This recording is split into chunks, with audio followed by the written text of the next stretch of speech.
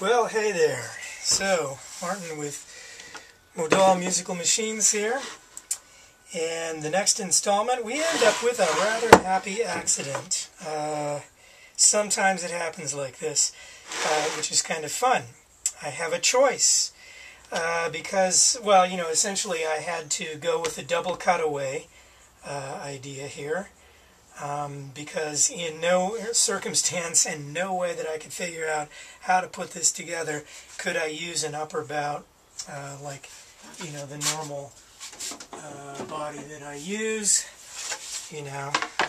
like that. And same here with this. Originally I wanted this piece to be one of these, but there was just no way to make that work, and it turned out there was no way to even make this work. And I hate to waste a really amazing piece of wood, so we're just going to do a double cutaway. See, this check is what made it impossible, but in both cases I actually just barely miss it, so that's really nice. But the really cool thing is, hey presto, I have two different ways that I can do this.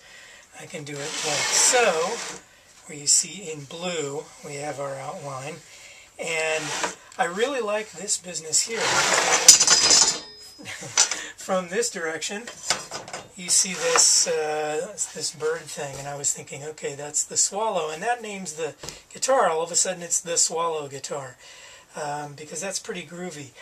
But then I started looking at this, and here's my upper bout and upper bout, and I don't know, I'm not real thrilled with that. It's got this, everything seems really nice and circular in this part of it, but we get into the upper bout and we just have this kind of thing across the middle, and yeah, it just doesn't do that much for me, I wish that this was clear.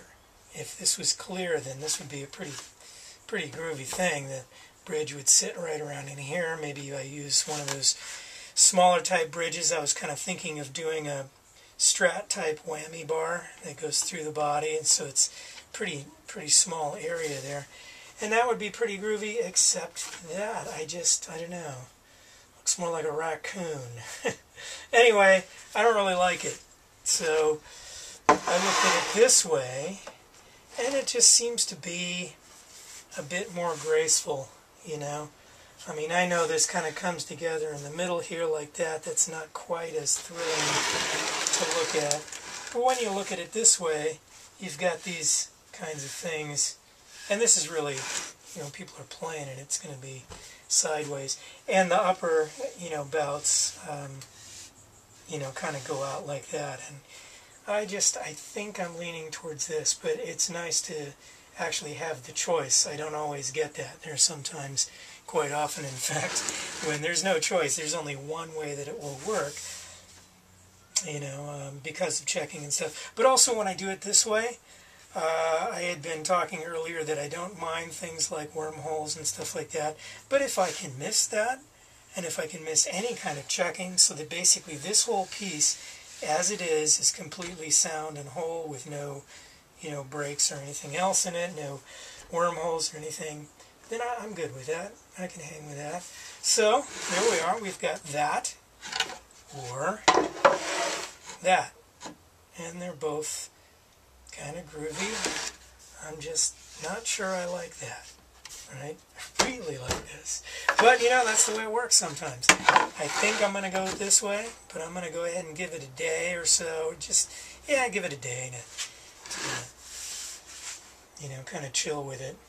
And then what I'll do is I'll go ahead and plane these down so they're perfectly level again, and all the marks will be gone, and I'll have a little bit more of a clean slate, a clear palette, so to speak, to make my next decision on this.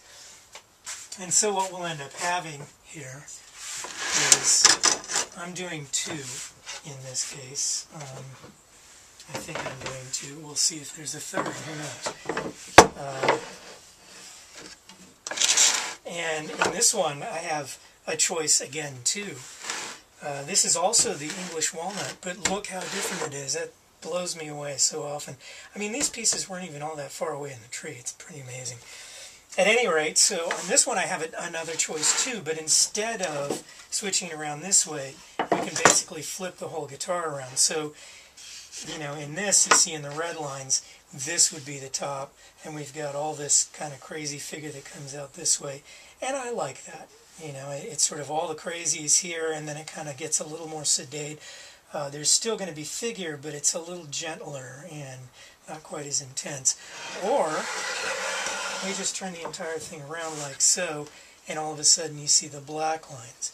And here's, you know, this. And it's pretty nice this way too. Either way is pretty good. A little more sedate than this.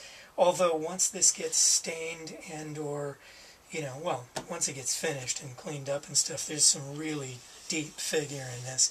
This one has more figure, less color variation. This one has a huge amount of color variation, but there's also some kind of random figure going on in it as well. So, two different, very different pieces.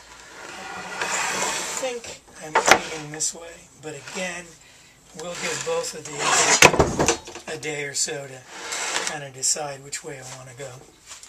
Alrighty, we'll see you tomorrow.